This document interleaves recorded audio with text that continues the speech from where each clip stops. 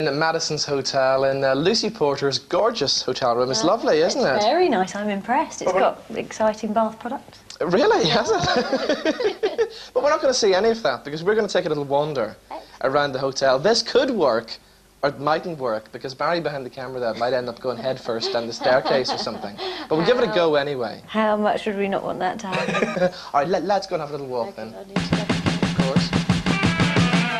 It's all going to go dark in a minute, do watch out for that. So, every time I come to Belfast it's raining. Well, the sun came out earlier on today, just as you were arriving. So it's got something to do with you. I think I brought the weather from London with me, the miserable, gloomy London kind of greyness. All right, so you're here as part of the Arts Festival. Is this part of a tour as well? It is, yes. It's actually just the very end of, I've been doing about a 30-odd date tour all over the place, really. So I was in Armagh about a month and a half ago. Okay. But I've not been back to Northern Ireland since, so yeah, it's quite nice, really. And to be part of a festival is always lovely as well. So what kind of things can we expect from the show tonight? It's called Happiness, so it's going to be kind of hopefully quite jolly, even though the weather is miserable and I'm very tired. I'm going to pick myself up, have some lovely food and use the lovely shower products in my hotel room, and it's going to be, it's fun, nonsense, some silly jokes, a little bit of audience participation. There's a slight game show element. Okay. And talking about, basically it's about food, drink, drugs and sex, really. Okay. If I'm honest. All right, great stuff. That sounds good. Well, It was also a big hit at the Edinburgh Festival, wasn't it?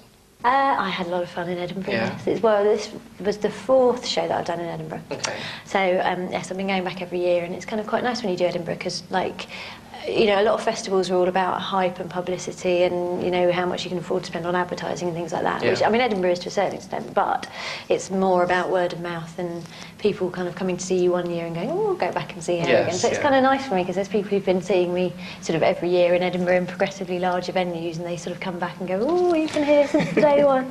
So that's nice. All right, so you've been out and about doing your comedy and stuff for over 11 years now.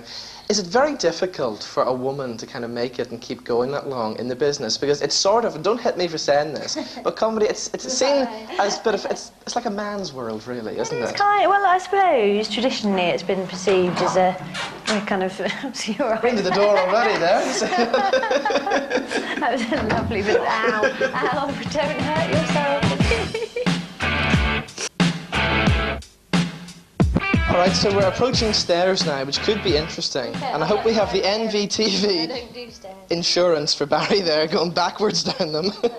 So anyway, Lucy, we're talking about you've been in the business for over 11 years now, and comedy, it's seen as a man's game, but is it difficult, is it, to keep going? Well, no, it's actually, in a way, I've always found it easier being a woman, because you get booked more often because there's less of us, so it's, there's fewer female comics, so people want to book you. So, I think, if anything, it's sort of given me a leg up that a man wouldn't have got. So, I think the reason people think that it's difficult for women, I suppose, is because there is a lot of travelling involved, and, you spend quite a lot of time alone, so... I think it's kind of hard to have kids and be a sort of regular touring stand-up, but then, there's people like lovely Nina Conti, who's she's got a very little baby, and she manages to do, she just does gigs that she can drive to and from and get back in one night or whatever, so I think I love being a lady. I wouldn't swap it for the world. All right, okay, yeah.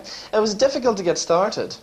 It was terrifying. Every stand-up comic would tell you that their first gig, it is just a scary thing to do the first time. But then, you go on and do more and more, and you just sort of build your confidence up, and then, before you know it, you've been in the business for 11 years and you feel like an old lady. Now, in the beginning, did you have to play many crap places, crap venues? Yeah, well, everybody does. But yeah, I've done my share of all the sort of the working men's club circuit, because I started doing comedy in Manchester, so I did all the sort of northern working men's clubs where, you turn up and they think you're a stripper. Right, and then you start trying to do your comedy and they're all going, what's she leaving her clothes on? What's she doing? So yeah, I've kind of, I've suffered through some of the more difficult gigs, but it's nice now, because now I get to do lovely things like the Cathedral Arts Festival and What about hecklers? How do you deal with them? You don't really get that many hecklers, to be honest. It's it's one of the things that people always ask you when you say you do stand-up comedy. People always go, "Oh, you must get heckled," or "What's that like?" And there's actually not that much heckling. When people get very drunk, then sometimes they think they'll have a go. But generally speaking, like I always treat them with love and compassion, right? Okay. Rather than most comics approach them with meanness and cruelty. I think, which is very funny. But I prefer to give them a little bit of a cuddle and maybe a boiled sweet and just kind of find out what the problem is really. But no, I think also, if there is one difference about being a woman, I think it's that women don't tend to get heckled so much. I think men are a bit scared to heckle a woman because they know, a man knows if he heckles a woman, then his wife will kind of go, right. Yes. That's one of the sisters up there. You're not doing that. So were you always making people laugh right from a very early age? Well, I've tried to, yes. I suppose my dad is a big comedy fan, and he's Dave Allen was his big. Thank you very much.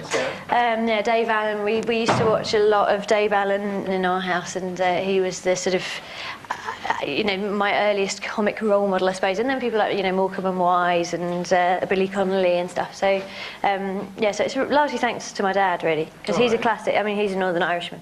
Really? And, yes, he is. Where's he from?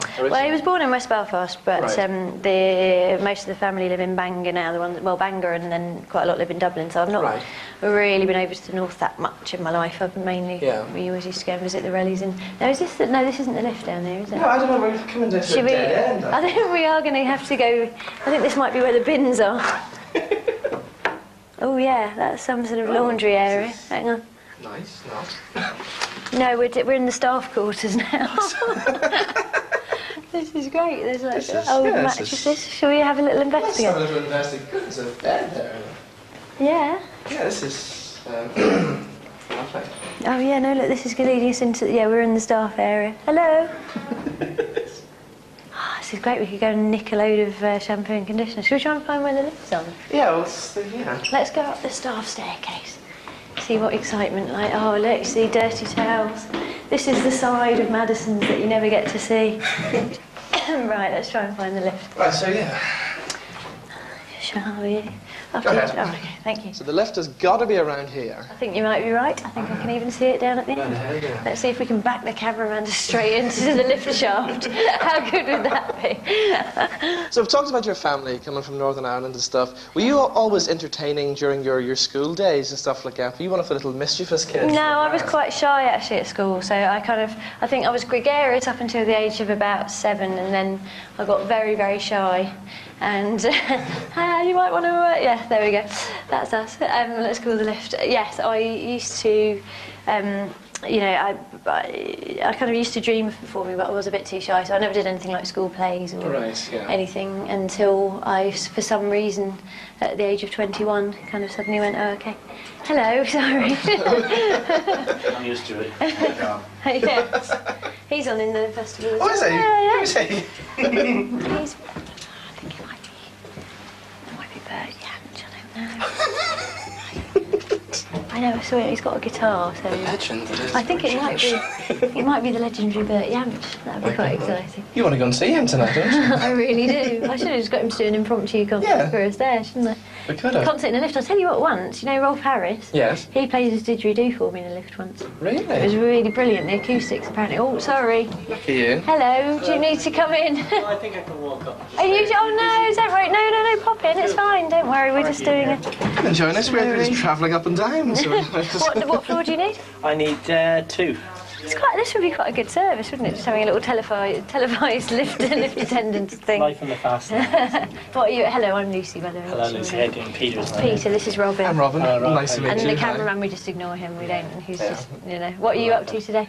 Well, I'm going to be playing some music later. Oh, are you? Whereabouts are you doing? In Bangor. Oh, it's part okay. one touring with Bob Brosman, the slide guitarist. Is that Bob Brosman? Has he got a beard? Yes, he was just, I just saw him. Oh, did you? cool. Okay, well, I was we're going to be playing fabulous. In Bangor. Sorry, I'll keep... Oh, where is it? There we go. Yeah, you're just going to be... I'll talk to you later. All right, love. Thank you. Take care. Bye.